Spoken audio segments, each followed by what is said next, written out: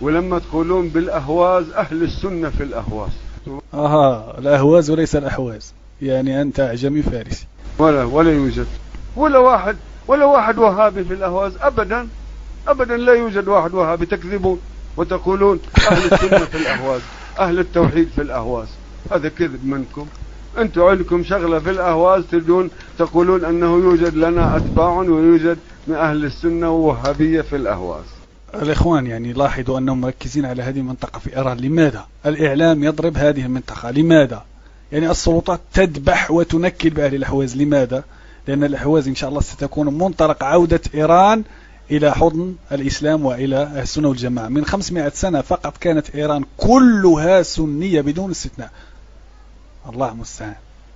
إخواننا هناك يذبحون باسم الإرهاب واسم مسميات غريبة، ومؤخرا تم كشف يعني ولعوبة ضخمة جدا، تم توريد نساء عزكم الله باغيات بهم مرض السيدة ليصيبوا الشباب هناك، ونسوا أن السنة والجماعة لا يتمتعون. شفت الغباء؟ شفت الغباء الرافضي؟ بعد هذا الحديث تروونه أنتم أنه الله كلم رسوله بالمعراج بصوت أبي بكر. سمعت هذه أبو سارة تعلق عليها بارك الله فيك. هذه من ضمن الكذبات اللي رواها بطل التدليس والتجسيم كوكو. اسمعكم التسجيل يعني حتى لا يقال أننا كذبنا عليه. اسمع. صوت إليه صوت عليه ثم ماذا؟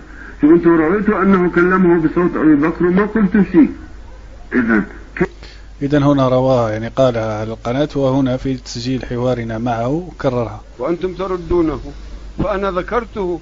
ما قلت لكم أنه هذا موجود، ما قلت لكم أنه هذا صحيح عندكم، لكن موجود عندكم، يكون صحيحونه.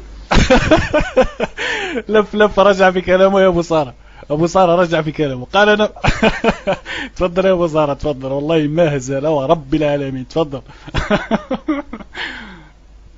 يا سلام. في التسجيل القديم ما قلنا شيء، يعني أقرينا أن الله كلم النبي بصوت أبو بكر، والحين يقول لا أنا ما قلت أنكم يعني أقررتم بذلك وصححتوا. عجيب عجيب عجيب. ما قلت لكم راح يضطر إلى الاعتراف بالأكاذيب؟ هذه ثالث واحدة يضطر إلى أن يعترف بها. في الطريق واجد يا أخوان، في الطريق واجد. تفضل أخوي ناصر عيد التسجيلين بالله عليك. يا أخي بالله عليك، هذا يستحي ولا هذا الرجل يستحي ولا لا؟ هل هذا له وجه حياء يستحي به؟ أما أنه يعني واضع قفا بدل وجهه فصار له قفايين أو قفوين بدل وجه. الله مستعان. يعني كذب عين عينك. لا حول ولا قوة إلا بالله. تقولون أنه يوجد لنا أتباع ويوجد من أهل السنة ووهابية في الأهواز. بعد هذا الحديث تروونه أنتم أنه الله كلم رسوله بالمعراج بصوت أبي بكر، وأنتم تردونه. فأنا ذكرته. ما قلت لكم أنه هذا موجود، ما قلت لكم أنه هذا صحيح عندكم. شوف التخبط، لاحظ شوف التخبط، ركزوا على التخبط. كلم رسوله بالمعراج بصوت أبي بكر وأنتم تردونه. فأنا ذكرته. ما قلت لكم أنه هذا موجود. فأنا ذكرته ما قلت لكم أنه موجود. فأنا ذكرته ما قلت لكم أنه موجود. بدون تعليق أعتقد، نقفز عليها كما قال الأرمي بدون تعليق. فأنا ذكرته لكن ما قلت أنه موجود. واضح الفكرة؟ هو ذكره يعني ذكره فيما سبق لكن ما قال أنه موجود. صدق فإن لم تصدق فيجب عليك أن تصدق. كلم رسوله بالمعراج بصوت أبي بكر وأنتم تردونه. فأنا ذكرته. ما قلت لكم أنه هذا موجود. وأنتم تردونه، يعني حتى لو وجد ضعيفا فضلا عن صحيح نحن نرده، وهو ما قال أنه موجود. 3 متناقضات في نفس الجملة، والرافضي المسكين ما يشغل عقله أبدا. ما قلت لكم أنه هذا صحيح عندكم، لكن موجود عندكم، يكون صحيحونه. أنا قلت أنه في المعراج الله عز وجل لما يريد يكلم نبيه يخلق الكلام، ما إلا شفتين يكلم فيها. يخلق الكلام كما خلق الكلام لموسى. يعني حضرتك كوكتيل للبدع معتزلي، يعني كلام حضرتك ناصر عفوا على النقطة الحلوة. ناصر، عيد التسجيل القديم ناصر. الحين يقول ما أثبت، عيد التسجيل القديم. قال تذكرونه وما تردونه، يعني معنى كلام انكم ما تردونه. الحين يناقض نفسه، عيد التسجيل القديم والجديد، عشان يدرون الرافضة الإمامية الاثنى عشرية كم هذا الرجال كذاب ودجال. ما قلت لكم انه صحيح عندكم؟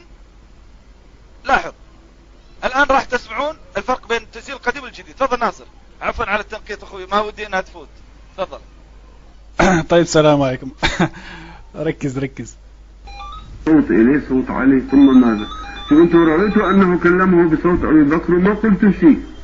إذا كيف يعني تقولون يعني يصير بصوت أبي بكر بصوت علي يصير كفر؟ بعد أحد خطبائنا عن العرش وأن أهل البيت. طيب اسمعكم تسجيل قديم، الله المستعان يا عمي. وقت اتصال هذا، الله يدينا وياك. طيب اسمعكم اللي جاء في الحوار. ما قلت لكم أنه هذا موجود، قلت ما قلت لكم أنه هذا صحيح عندكم، لكن موجود عندكم يكون صحيحونه. أنا قلت أنه في المعراج الله عز وجل. ركز أبو سارة، لو عندك ورقة وقلم دون، شوف كم متناقضة سيذكر في هذه الجملة القصيرة جدا. هذا الحديث تروونه أنتم أنه الله كلم رسوله بالمعراج بصوت أبي بكر، وأنتم تردونه، والحديث نرده يا أبو سارة. فأنا ذكرته وهو ذكره، ما قلت لكم أنه هذا موجود، وما قال لنا أنه موجود. قلت ما قلت لكم أنه هذا صحيح عندكم، لكن موجود عندكم يكون صحيحونه. هب 6 متناقضات في نفس الوقت.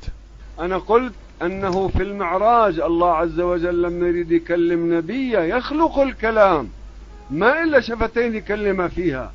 ما رأيك في هذه المسألة يا أبو سارة؟ وليس هذا قول المعتزلة في كتاب الله عز وجل في مسألة محنة خلق القرآن؟ أو لا يتطابق هذا والمعتزلة؟ يخلق الكلام كما خلق الكلام لموسى في شجرة وسمعه من جهات متعددة. خلق الله الكلام لموسى وكلمه بصوت حبيبه هارون، الأعلى خلق الله الكلام بصوت علي سلام الله عليه لأنه أحب الأصوات إليه. هذا أمر طبيعي. وقلت لكم ليش تتعجبون وأنتم عندكم أنه كلمه بصوت أبي بكر؟ هذا معنى كلامي، لكن أنت أخذتها بشيء آخر. خوش تفضل يا أبو سارة. يا ريت يعني يا ليت يا أبو حمد ما سمعت شيء. أبو حمد 12 متناقضة في 10 ثواني، وفي الأخير يعني ختمها بأن رجع إلى نفس الكذبة اللي ادعى علينا أول مرة لما نسب إلينا هذا القول الزور، عندما قال أن أبا بكر رضي الله عنه وأرضاه الصديق كلم الله عز وجل به نبيه على لسانه. تفضل يا أبو سارة، 5 إلى 6 دقائق إقامة إن شاء الله، أصلي وأعود إليك. تفضل لو تعرج على مسألة خلق القرآن، خلق الكلام. تفضل. السلام عليكم. وعليكم السلام ورحمة الله وبركاته. يا أخوان، أول شيء التسجيل القديم شو يقول ترون عندكم وما تقولون شيء. إيش معنى الكلام؟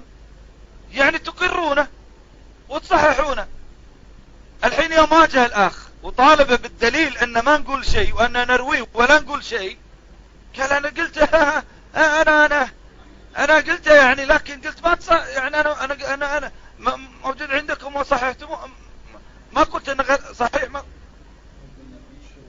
الله أكبر. تلجلج مو عارف ايش يسوي، لأن اخترعها على أهل السنة أننا نصحح رواية أن الله كلم يعني النبي في الإسراء بصوت أبي بكر. تلجلج ولم يستطع أن يثبت كذبته. هل قال موجود في الكتاب الفلاني في الصفحة الفلانية وصححه فلان وفلان وفلان؟ ما قدر يسوي هالشيء. لأنه كذاب يريد التشويه بس. لكن هل نفى، لاحظ معاي، هل نفى أن الله كلم النبي صلى الله عليه وسلم بصوت عالي؟ جاوبوني، هل نفى ذلك؟ أبدا، بل أثبته، أثبت أن الله كلم النبي بصوت عالي وزعم أنه أحب الأصوات. عجيب، يعني صوت علي أحب إلى النبي من صوت رب العالمين؟ والله يا أخوان شيء عجيب.